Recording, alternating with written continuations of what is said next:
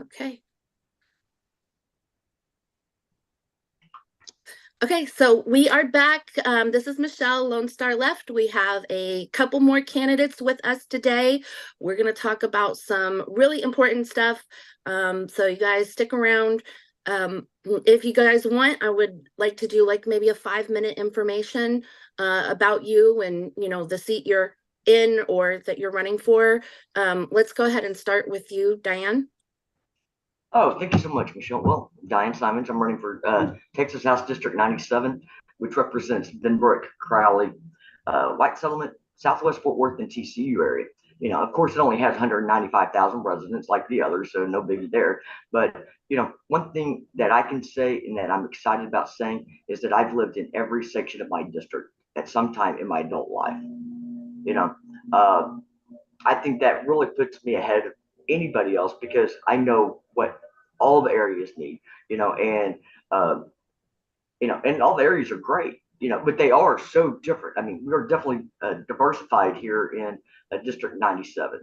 Uh, Please don't call me a politician. I'd rather be called an advocate because politicians somehow have this word called corrupt in front of them.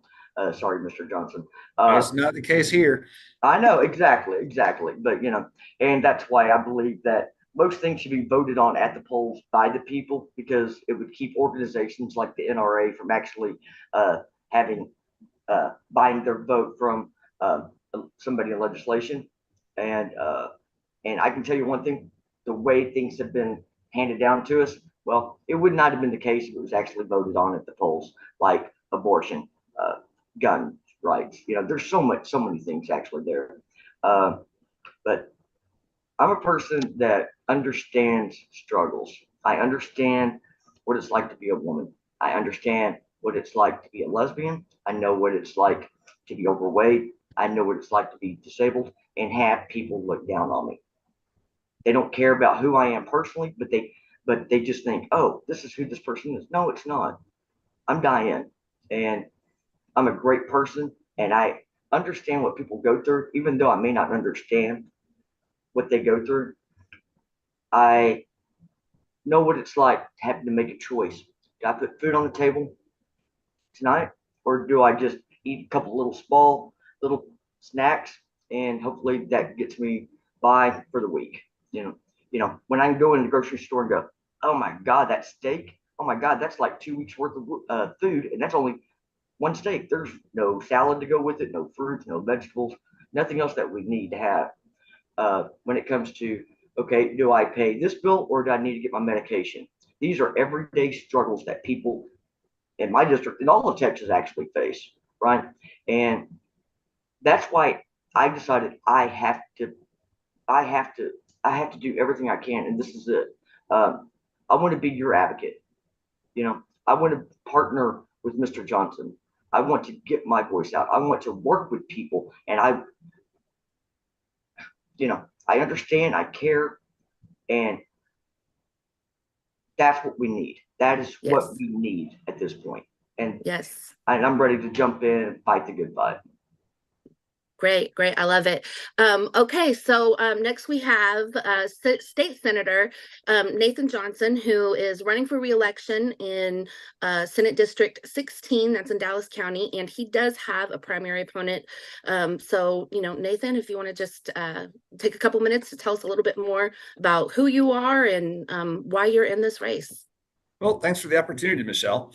I got into this race back in 2018. It was previously occupied by Don Huffines, kind of the off the edge of the earth right wing guy. He had replaced John Corona, a more centrist Republican who had been there for about 20 years, but the district had been Republican for 30 years. People thought I was nuts for running, and I thought, I don't think it's nuts for running. I think Democrats are going to come surging up. And I think there's a lot of centrist Republicans who are really sick of the far right and they're going to cross over. And if everything works out, I might win. Or actually, I figured I would win just because I knew the district. I've been here for 30 years. We won by 8 points and we just sent him packing and kind of redefined the landscape up here in North Texas. I think we flipped 8 House seats up here in North Texas at the same time. It was a remarkable year. It was one for Democrats to remember and hopefully for Democrats to repeat in the very, very near future. Since being in the office, I got right to work to try to address many of the things that Diane was just describing.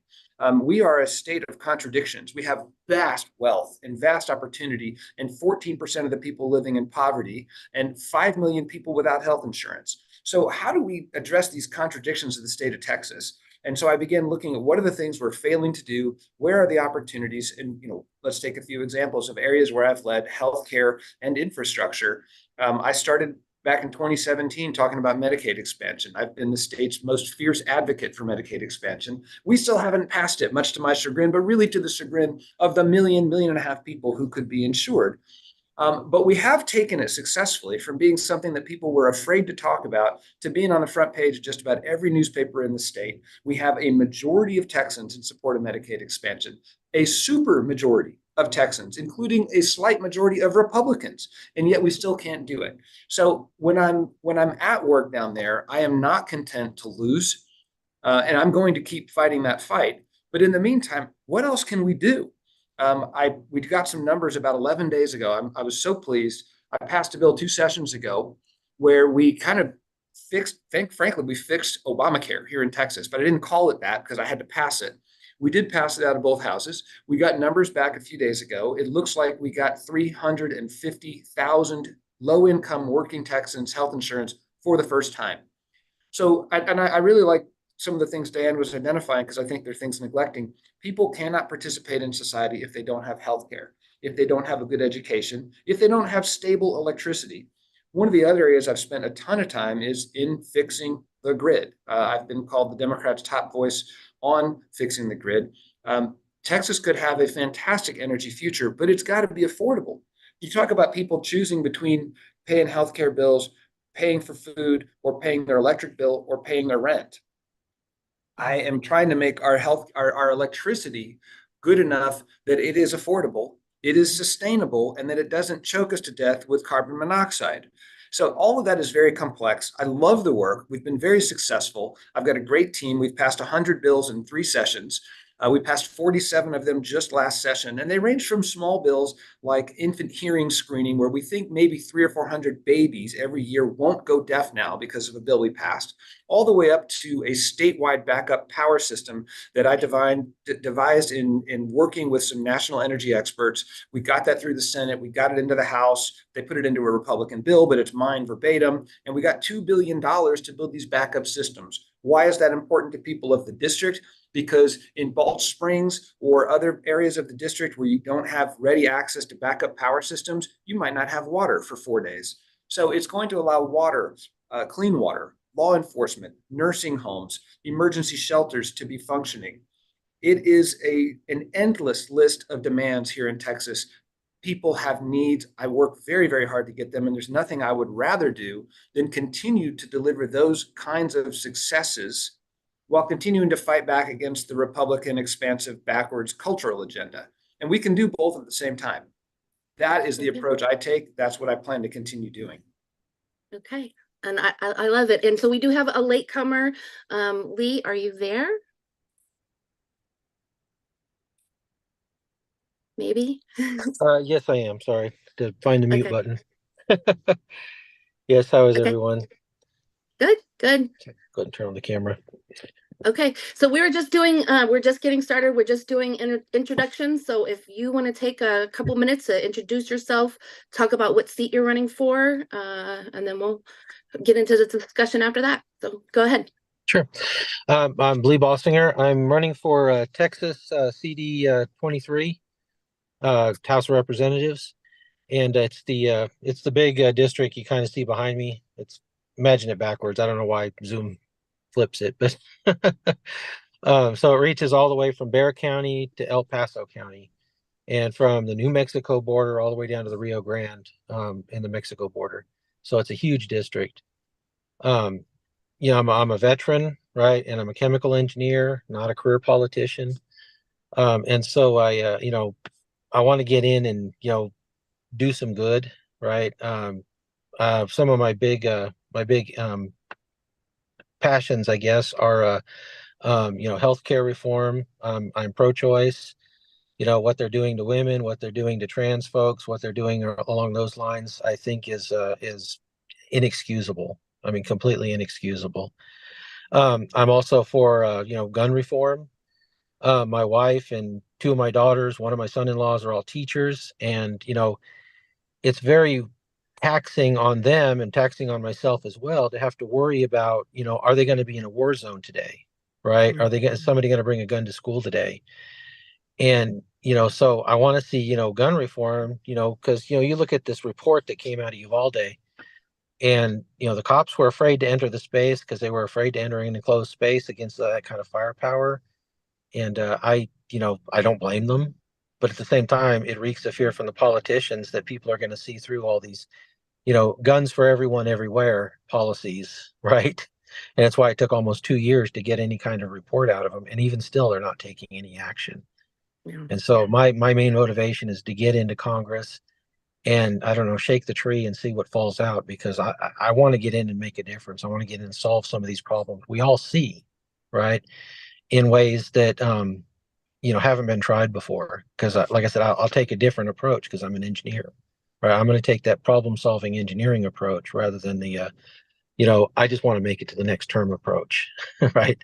That doesn't work, and we're seeing the results of that. Okay. Michelle, can I echo something that Lee just said? Yes, absolutely. Yeah, he said just more guns everywhere, and I couldn't agree more.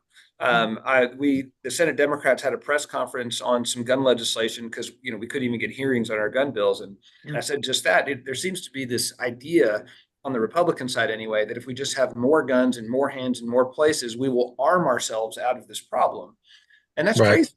That's crazy talk. And Uvalde proves that. There were 400 officers that responded to one guy with a gun, and the good guy with the gun could not defeat the bad guy with the gun. So that tears that entire argument down, and they're afraid to death that people are going to start seeing that, right? That people are going to start understanding that, and I'm going to shout that from the rooftops, because, the good guy with the gun theory, the more guns, arming teachers, all this other garbage that you hear spouted, it doesn't work. And it's proven. Uvalde proves it beyond a shadow of a doubt.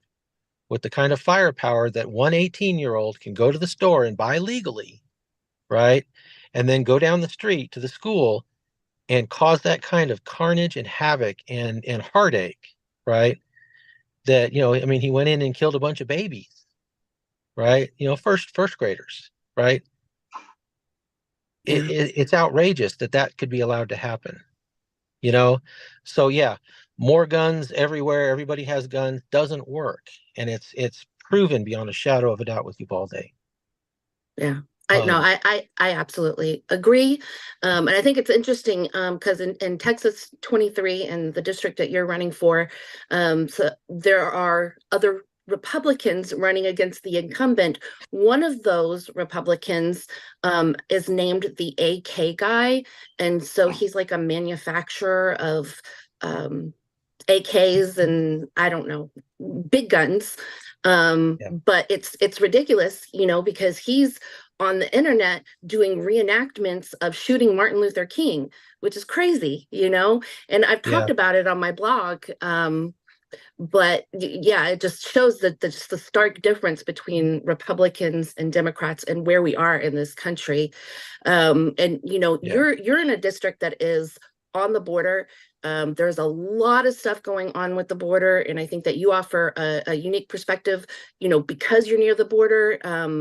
So why don't we just go ahead and start with you, Lee? Like, what do you think that Congress should do right now and in the long term on the border issues? I mean, you're right. I've dealt with I've thought about this a lot, and the money that they're trying to get released, that Republicans wanted and are now blocking, right? Which is a stupid situation in and of itself. But that money should go to hiring. I hesitate to call it a second line of defense, but a support system for the officers. I've been talking with officers down there, specifically the sheriff and others. But the problem, one of the big problems they have is, there's a limited number of law enforcement, right? That goes down there, that lives down there, that works down there, that deals with the problem every day, right? And they have to bring people in and process them. and it takes a half an hour to an hour to process each person, right? And so to remove that burden from them and allow them to stay in the field more is something that he is real interested in. And so, getting more people that are not law enforcement per se, but that are hired to process people, because we do want to process people coming in, right? Oh, yeah. We want to know who's coming in, right?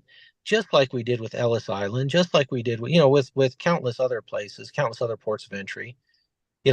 We keep a record and we keep track, and then we let them come in and be Americans, right?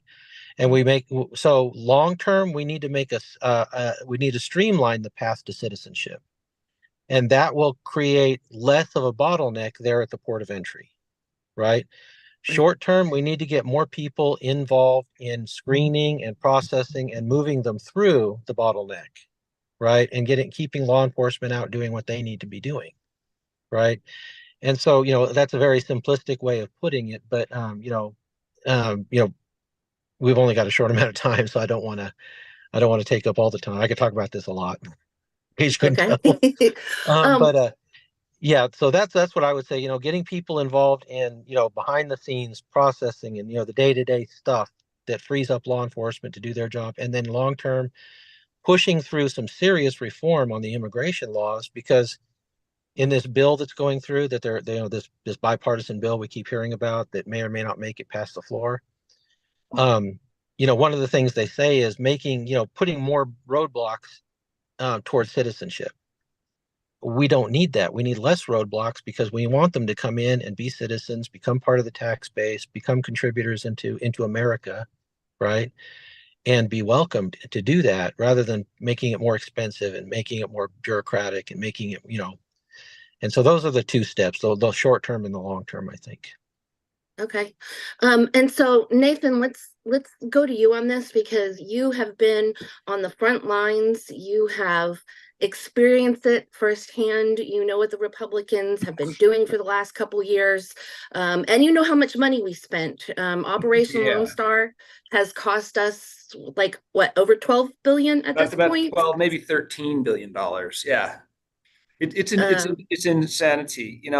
When I first ran for office 6 years ago, I was kind of hoping that the border would be a federal responsibility. We have so much to do, but it's clearly a state issue. I mean, and we have had these historic surges in migration, largely due to failed U.S. foreign policy in Latin America over a century. And we're trying to look at it like as if it's a simple little problem and we'll build a big wall and that's going to stop. And that's just obviously purely ideological stupidity.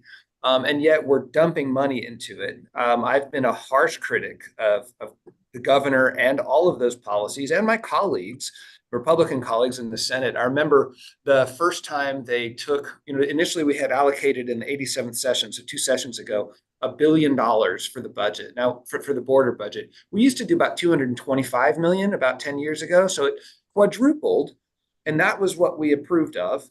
And then a few weeks later, the comptroller said, "Oh, there's extra money," and they took it from $1 billion to $3 billion in like a day, like a half day of hearings, and ridiculous hearings. And I accused all the Senate Republicans on the floor of using border money to fund the governor's reelection campaign, because this is reckless. There's no idea what in the hell you guys are going to do with this money.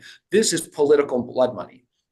And then in the interim, Abbott uses something called budget execution to start sucking money out of all different places where it's needed, like juvenile justice, and spend it on Operation Lone Star. So we got up then to $5 billion during that period. And so this past session, as if to validate the $5 billion last time, the number comes in at another $5 billion.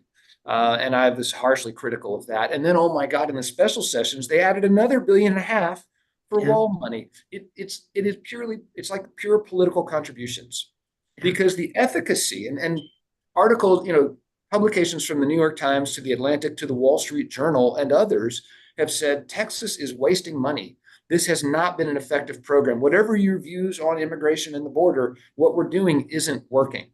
What we should have been doing all along is forming a coalition with California, Arizona, New Mexico, Texas, and then some other states that are affected by immigration. Federal government hasn't really done anything on it since 1980. And gone to Washington with a joint understanding, a joint mission to have a humane, manageable, serious immigration policy, which to date we still don't have. In Washington, the Republicans don't want a solution because it's their favorite political issue.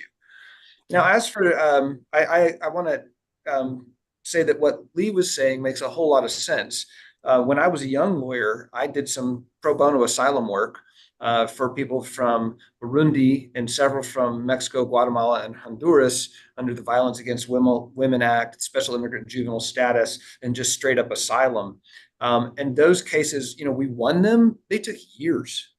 This system is woefully inadequate. We need way more judges. We need way more courts. We need social workers. We need food. We need boots on the ground. We need technology. We need international agreements with other countries.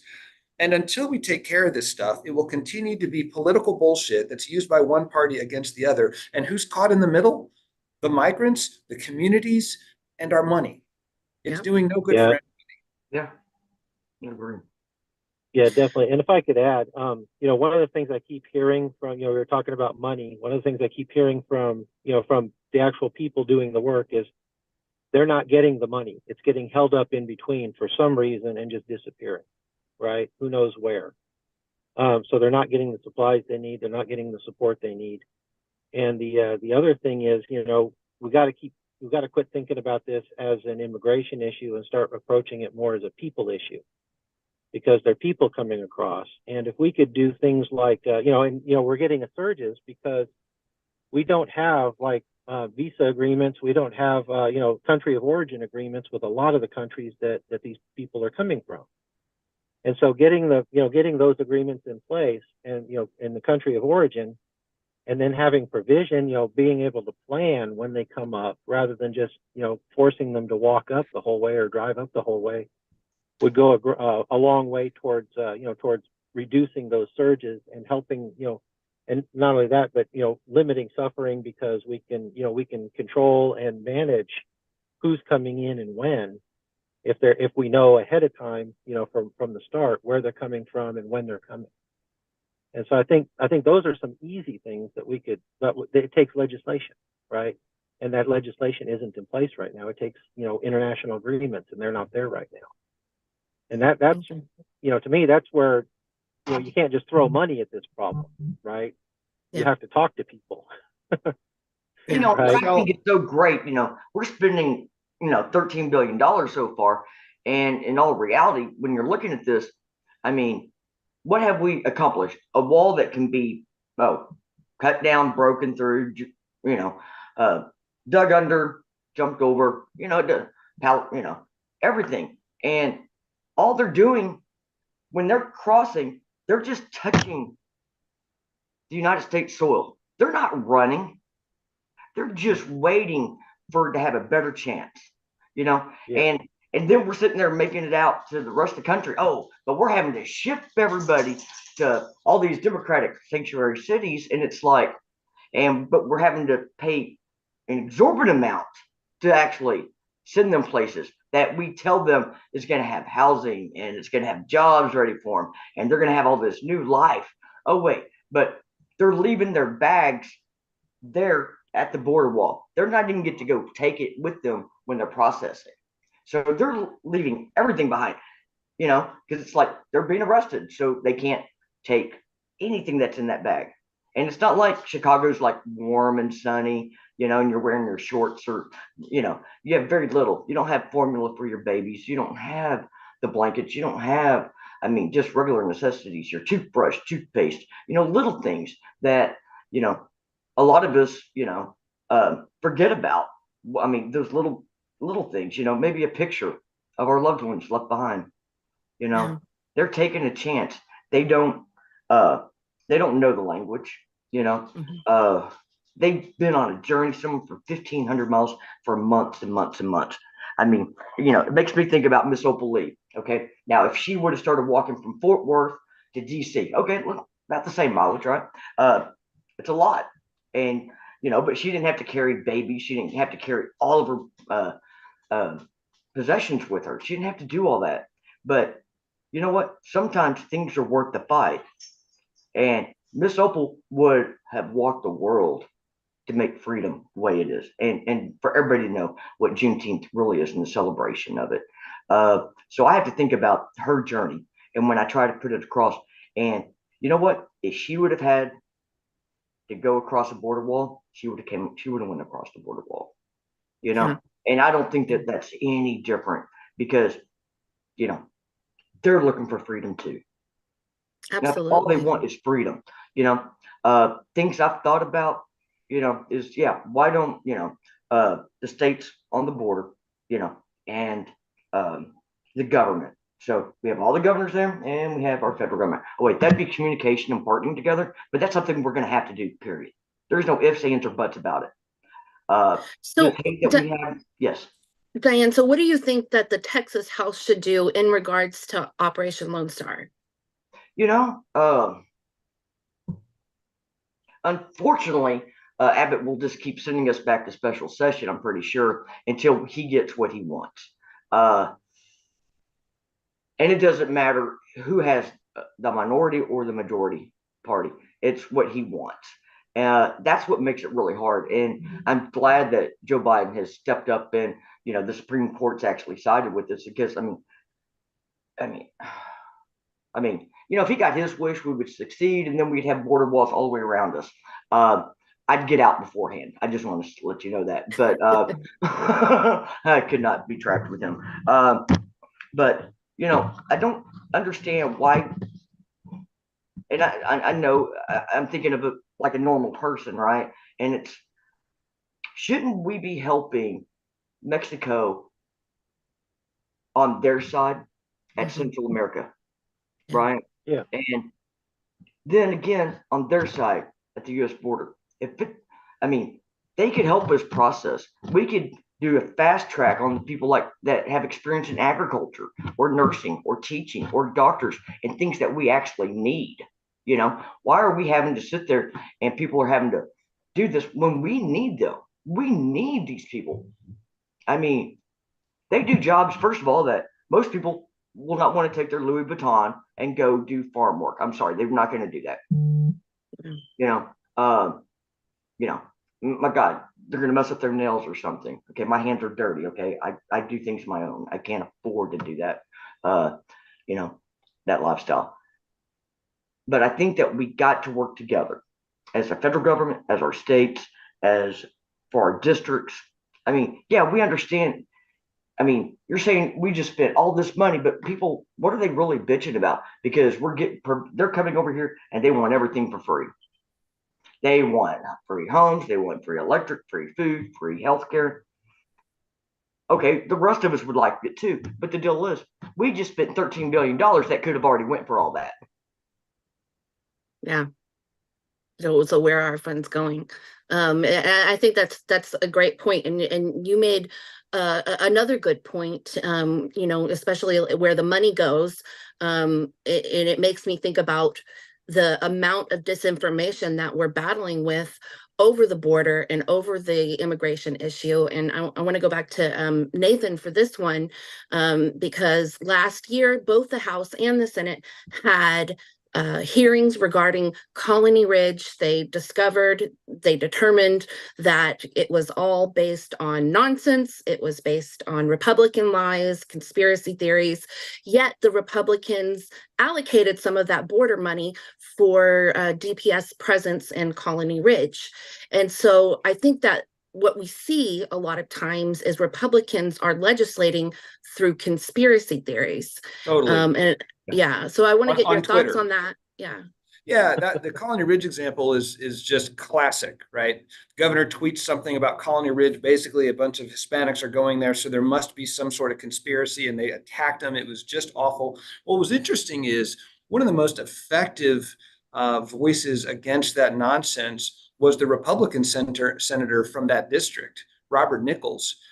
He explained that this is bullshit, and it was. When they added a Colony Ridge, it was like a sentence or two to the bill that you're referring to in the special session. I actually offered an amendment to rip that out of there. I said, this doesn't, I mean, look, your whole border wall budget is stupid anyway, but you should not be disparaging a town. You should not be disparaging people of any ethnicity, whether they're immigrants or whether they've been here for a long time. And it is absolutely unconscionable that it's in here. Guess what? My amendment was not accepted.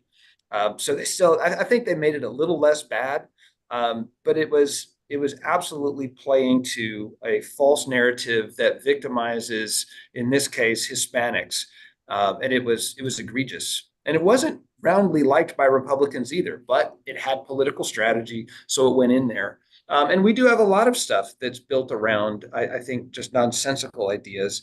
You know, Abbott pushed what truly was a racial profiling bill in the basically you could arrest people for crossing into Texas without federal authorization, making it a state crime to enter without authorization, which it never has been. That's unconstitutional. And then he went further and authorized DPS to deport people. I mean, it was pretty nuts. We all voted against it. I voted against it multiple times, and yet it passed. I think that's yet to be invalidated by the courts. I know you're going to want to get into one other bill, shall I? Go ahead. Yeah, no, there's another bill that my opponent has said is a racial profiling bill. But if we're talking about disinformation, there was a bill that increased the penalty for human trafficking. And this is about convicted smugglers of human beings who are not just driving people who are here without authorization. They're driving people to avoid arrest by DPS. And these are generally aimed at coyotes. We've had, I think, in Dallas County, one person arrested under the underlying law in 7 years. It's not a cram the jails, but there's been kind of either a confusion or a disinformation campaign around a bill that strengthened a penalty on an existing law versus the bill that really was racial profiling. Michelle, very importantly, that human smuggling penalty law didn't create any basis on which to pull anyone over that wasn't already in the law. I mean, it simply on its face was not a racial profiling bill. Whoever says it is didn't read the bill, or they're intentionally saying something that's not true. The bill created no new basis to pull anybody over. It was a penalty enhancement. And people can argue about whether that penalty enhancement is appropriate. But again, this is for convicted smugglers of human beings, the kind of people who drive trucks over and leave them in the desert for everyone to asphyxiate in the back of a hot truck. So even within our own party, we need to make sure that we do not fall prey to arguments that aren't real, and that there's so much really bad crap going on. We need to keep our eye on that stuff and try to kill it. And so far, we haven't been very successful at killing the right-wing agenda in either chamber, generally in Texas. And I think we're going to have to flip the state until we stop seeing this kind of propaganda bills filed and passed by the Republican Party. Yeah. Yeah, no, I absolutely agree. And I think that, knock on wood, we will flip by 2030. Fingers before crossed. that, Michelle, long before that. I hope so. Speaking about disinformation on the border, Lee, let's go to you. Last weekend, and I guess this would have been in your district, we saw hundreds, maybe even a couple thousand of lunatics basically come from everywhere up there, around there, drive down to the border, have a civil war. I don't know what they were thinking. What do we do about this? What do we do about these people that are willing to, take up arms based on disinformation? Yeah, that's a difficult question because, you get people worked up and there's only one natural consequence and you end up with a January 6th event, Yeah. right? I mean, naturally, if you think the vote's been stolen, you got to do something, right, to defend the way of life that you've enjoyed for so long. And so much of these conspiracies, they just naturally fall into a certain course of action. And there's no educating some people, right? There's no educating your way out of it, unfortunately, because they believe it, right? They believe it with all their hearts. And, the approach that I take is, I went down to Uvalde that weekend, right? I went after all the craziness, but I went down to see what was going on. There weren't hundreds of thousands. there were a few thousand, right? There were, there were quite a few. I passed them on the road going out. They were coming back, right? I passed, you heard about the Great Caravan going down there. I Yeah. passed that caravan when I was going from Del Rio to Uh-oh. Oh. Did we freeze? I think we're Connection. frozen. Lee? I think we might have lost him. Okay, so maybe he'll come back in a second. In the meanwhile, let us talk about the primaries because I know that it's a little nerve-wracking for you guys, but from my perspective, it is exciting to have so many Democratic primaries in Texas right now. We have primaries in the Senate, in the House, in the state Congress, the state Senate, you know what I mean. But there's a lot of primaries going on. So everybody on this call does have a primary election. The election day is March 5th. Early voting starts 2 weeks before that. And so Diane, I want to hear from you. What do you think? Why do you think that voters should vote for you over your primary opponents? And I'm going to go ahead and first just say, Bill and Carlos are wonderful guys. I think our district will be proud to be served by any one of us elected. However, there's me. And I don't think really they need to look farther because I do understand the area. I understand what's going on. Yes, they're teachers, they're principals, they both work in their community, and, I mean, we hug, we talk, we're like good old friends nowadays. But the thing is that I understand, what it's like. I was a horrible student, but I played sports, so I got around it. I also busted my knee and lost a scholarship. I was horrible at taking tests as kids. Well, thank God they didn't say, well, because you couldn't pass a STAR test, you know, you couldn't graduate. Well, I did drop out because it was never noticed that I was dyslexic. And all I had was my junior and senior year English classes left. Okay. So, but I went ahead and got my Associates of Arts. Okay. At the time, that's all you really needed to move up with a company, and then it became bachelor's, then master's, and sometimes I think they want PhDs now. And the deal is people can't afford them. They'd rather take a lower priced job than, and not have all that debt that they're having to pay back. And, I've talked to so many people in the community. Why do they not vote? And like I said earlier, it's because of corrupt politicians. Also, it's a fear because, Republicans come out and said, and took a couple of people and said, oh, they're felons. They're going back to prison because they shouldn't have voted. They don't say, but if you're off your papers, you should be able, you can vote. So a lot of it's fear-based, and they don't think that it's going to change because we were told in 2020, hey, get out, register, vote, and we'll make changes. Well, the thing that we forgot to continue to say was, but you have to keep voting because it takes 6 years to get rid of every single person, and so I just keep talking to people, I go out my gym shorts, my t-shirts, the shoes that the ex-roommate's dog ate, and just talk to people, just, laundromats or whatever. And I've learned one thing, and it's what I think we talked about before I even filed. I only want to be on 3 things: economy, education, and equality. I mean, really? I mean that. And those are big things. Because we have enough money that everybody should have the right income for them and their family. We don't have that. Yeah. We don't have the education that people deserve. We're supposed to have free public education, and I will have to admit, I do agree, Greg, everybody should be able to have the best education possible, not 1% of low income. Because first of all, how are they going to afford the difference between a voucher and a private school?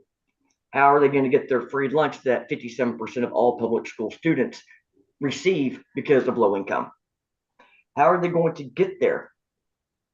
Private schools, they want to charge you for your uniform. How are they going to be able to participate in sports then? That to me is not for everyone, and it's not a better solution. That's why I came up with, why don't we give $8,000 a year to anyone for trade school, college, university, right? Of course, I'm going to go ahead and stick it to them. Yeah, you're right. Nothing's free. I would put in there that you need to do community service every semester. Why? Because we need to beautify our areas. We need to give back, and we need to sit there, and it would also help bring different cultures together. Okay. That's what people want. If we can take the bridge, income and education, our quality is going to get better. Can we, will the hate still be there? There's always going to be hate, but hopefully with working together and doing the community service, it will also sit there and put, some people will actually learn how to love. Okay, I like it. It's a great answer, and you have a lot of really good ideas. I always volunteer, and it may not be with a certain organization, but when you can go and take 100 emergency blankets down to the homeless people, and when you see the people and you start talking to them, and they actually know who you are when you're driving up, talking to them, and you just want to do like a mental health check, because they say, oh, every person that's homeless is because of mental illness. I can vouch from what I'm seeing. It happens all within the first 30 days because they're getting raped, they're getting everything stolen, they're getting beaten up. I mean, it's just really sad out there. And when you're seeing people that are 71 and 89 years old losing their houses to property taxes, it got foreclosed on. Doesn't that break your heart? Yeah. And we have the Butler old apartments, section 8 housing that was near downtown. What was it, 400 apartments, and they're all wooded up. But Fort Worth is ranked 24th for the highest number of homeless in any city. 24th in the United States. That's a lot. We also rank not very well. Our average teacher works 3 years before they leave. Don't we need experienced teachers to be able to have educated students? Yeah. They deserve it. And so my deal is, I think that besides raising the income, minimum wage $15 every year our economy grows, add an extra buck, right? Because that would only make sense that it keeps growing. I mean, we do have a strong economy. I'm not going to ever doubt that. But we got to get the right income in there. And I think by having the income, having the education, that works for a lot of people. It doesn't work for those that are on Social Security, that are elderly or disabled. So I'd like to offer $0 property taxes for them, and also for our teachers and school workers as well, active and retired, to keep them, give them an incentive to stay, and also thank them for their service. Okay, perfect. That was a really good answer. So Lee is back. Lee, we got cut off. So let's just do a little bit of rewinding here, and Lee, if you just want to pick up right back where you left off, we are all ears. Okay, sure. I was saying that I saw the caravans, right? And it was the famous one in the news with the bus in front of it, and it was like 15 cars, and there was a bunch of people standing beside the road waving American flags, and it was out in the middle of the West Texas desert. It was entertaining to see. But yeah, to battle that kind of, it's not an education matter, it's a belief matter. They've turned it into the Church of Trump. And you can't, how do you fight that? It's a deprogramming thing. It's a cult thing. It's not something you can educate somebody out of. My parents are a good example. They have slowly moved into a strong, they've always been very conservative, and they've slowly moved into this whole MAGA mindset. And to the point where when I told my dad I was running for Congress, he asked me, well, as a Republican or Democrat? And I said Democrat, and he called me a baby killer. Oh my gosh. Yes, that's a real thing. It happened. And it kind of knocks the wind out of your sails when you hear something like that from your own parent. Yeah. But so it's not something that you can, you can convince them of, because they're convinced beyond all reasonable proof, right? And so it takes a measure of patience to, and just being consistent on your part, on the part of, I try to be very consistent in what I say and what I do, and, to show them that, that, okay, I'm still the same person you've always known, right? You can't just condemn me out of hand because now all of a sudden, and it's not all of a sudden, obviously I've been Democrat for, I don't know, 15, almost 20 years, but, just because your beliefs have changed so much, it's not my fault, right? You're the one that, whose beliefs have changed. And, I finally asked my dad, it's like, where did you go? You were such a strong Christian at one point. Why did you abandon all that? And that was like, that was the equivalent of him calling me a baby killer to him. It's like, how could you abandon your faith? Right. But it jogged him enough to get him thinking, and he eventually did apologize to me for what he said. So, yeah, it's going to be a process. It's not something that it's going to happen overnight, with all these folks. And because nobody wants to admit they're wrong, first of all. And second of all, to have that deeply held a belief, they're going to hold on to it as long as they can. Yeah. And so we just have to remember that, yes, they are Americans too. They are wrong, and not be shy about saying, when they're wrong, but at the same time, being consistent in saying, okay, yeah, this is wrong because, this is wrong because, this is wrong because, right? And to hopefully break through some of that programming once the orange man gets out of the way. Yeah, and I think that's a big one. And if anybody has been paying attention, tomorrow the Supreme Court is going to hear Trump's 14th Amendment case to find out whether he's going to be eligible to be on the ballot or not. Let's keep our fingers crossed. Who knows what's going to happen in 2024? Yeah. So and honestly, it really doesn't matter if he's on the ballot or not, because if they rule that the Supreme Court rules that he was part of an insurrection, he can be on the ballot, he can get elected, he just can't serve, right? Yeah. Not according to the Constitution. And so that worries, him being on the ballot worries me a lot less than him trying, him getting elected and trying to get into and be in office. That's going to cause a lot more problems, I think, if that's not made clear to his base and to Democrats in general. Yeah. So 2024 is shaping up to be an interesting year. And so I'm going to move to Nathan, Senator Johnson. We were just saying that when, there is a primary election coming up, which is on March 5th, everybody. So you tell Dallas voters why they should vote for you over the primary or the person who's running against you. Why should you keep me in office instead of the challenger? Yes. The decision you have to make is who's going to be most effective in the job as a state senator, which begs the question of what is the job, right? The job is to fight, it's to win, and it's to build. We got to fight against the Republican backwardsness, their incompetence, their failure to address serious issues like infrastructure. We got to win some of those fights, right? We can't just be the party that always is upset over losing. And that's why I'm in there fighting all the time, losing some of the time and winning some of the time. And then that last phase is build. We've got to build the middle class. We've got to build people up, and we've got to build the strength of the Democratic Party. And that comes through effective fighting and those wins and having a vision for what is this place going to look like? What are those objectives we really have?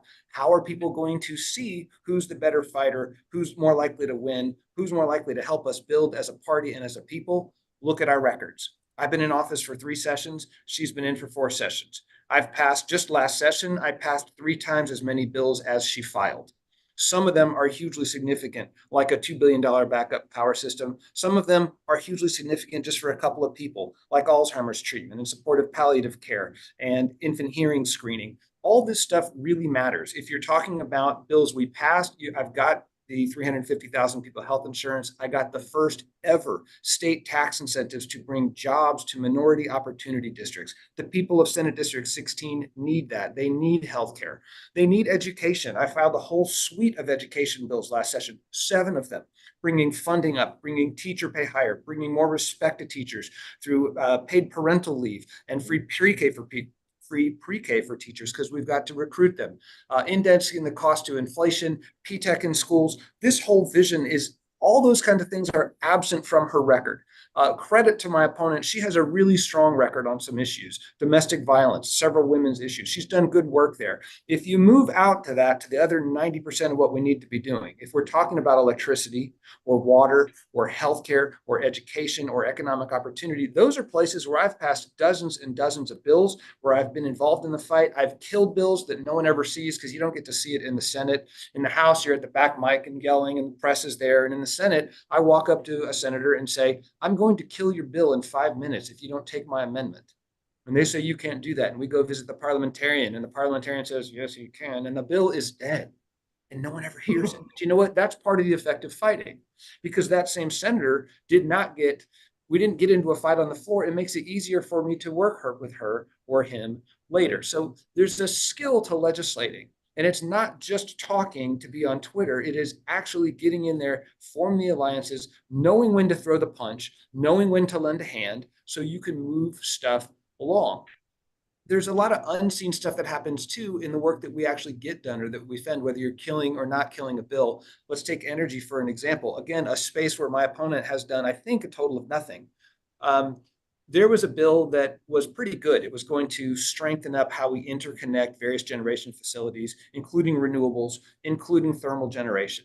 And it was reasonable and fair and its cost. And I'm like, great, I will help this Republican author get it out of committee. And I did. It gets to the Senate floor and it's full of renewable punishing garbage.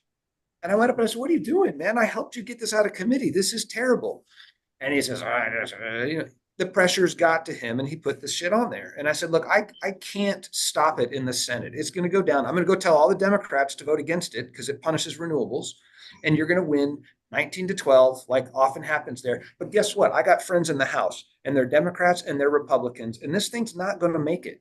And so guess what? I went over to the House. I circled, here they are on the page, kill this.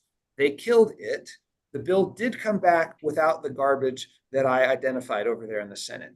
That's a long story. Thank you for giving me a minute and a half to tell it. But it's the kind of thing that you don't see. It's not a back mic moment or a headline moment. It's effective work. And if voters want somebody who's got their backs at all those moments, even if you're not going to get credit for it, that's me. I'm in there working for you, whether or not I get the headline. Headlines are fun because I want people to know the good work that we're doing. And Michelle, so it brings it back to the very beginning. What about a primary?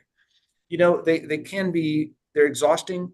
They can be awful. They consume resources that we could be using against Republicans, but they do have the benefit of bringing attention to issues and to people that otherwise aren't going to get the spotlight. And that is very healthy for the Democratic Party. So in that respect, I'm grateful to be in this fight right now.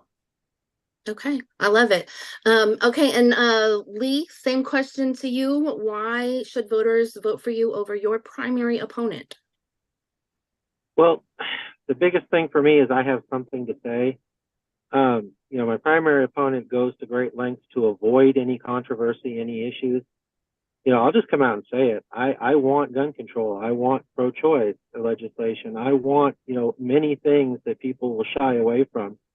I'm not afraid to say it. And, getting into office, I'm not afraid to go against the incumbent eventually saying it.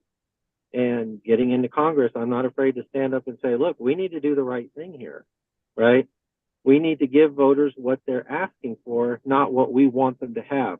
We're not dukes, we're not earls, we're not rulers or kings, we're representatives, right? And we should be there representing, what the people have said that they want. I mean, you see some really bad examples of that going on in Ohio and some other states now, where people have voted in pro-choice legislation into the Constitution and they're being ignored, or they're trying to circumvent those things just because that's what they want.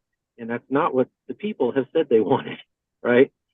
We need to get back to where we're reminding the people of the power that they have over us as legislators and saying, okay, well, yes, there are certain things that need to be done, right? They just need to be done. Not everybody necessarily knows about them, like was mentioned. But there are other things where they have spoken clearly, and it's like, okay, we need to make sure we're getting what they've said done. And I think that I can do that because I'm not afraid to say, I'm not afraid to sit and listen to people and then repeat what they've said, at another place, right, at another time, in order to get what they've said pushed forward. And so, yeah, just as an example, the people of Eagle Pass are suffering, right? Yeah. Because their infrastructure is stretched. I was talking because you have thousands of people coming across from the south, but you also have thousands or tens of thousands of people coming in from the north. And some of the people I've talked to said that they fear more from the people that are coming in from the north, the troopers and all the National Guard and all these others. They fear more for their families from them than they do from the folks coming up from the south. Yeah. Those things need to be said in a way that, people will listen to and understand and have the ability to take action on. And, giving voice to, the regular everyday folk. I'm one of those, right? Not being a former politician or whatever. I want to give that voice. And I think I can, and I think I'm willing to. Okay, perfect. So we are out of time, you guys. I just want to take like maybe 30 seconds each. If you could just wrap up and say where we can find you on your website or social media or whatever you're doing these days. Diane, go ahead, start with you. Okay, Diane Simons. It's DianeSymons TX97.com.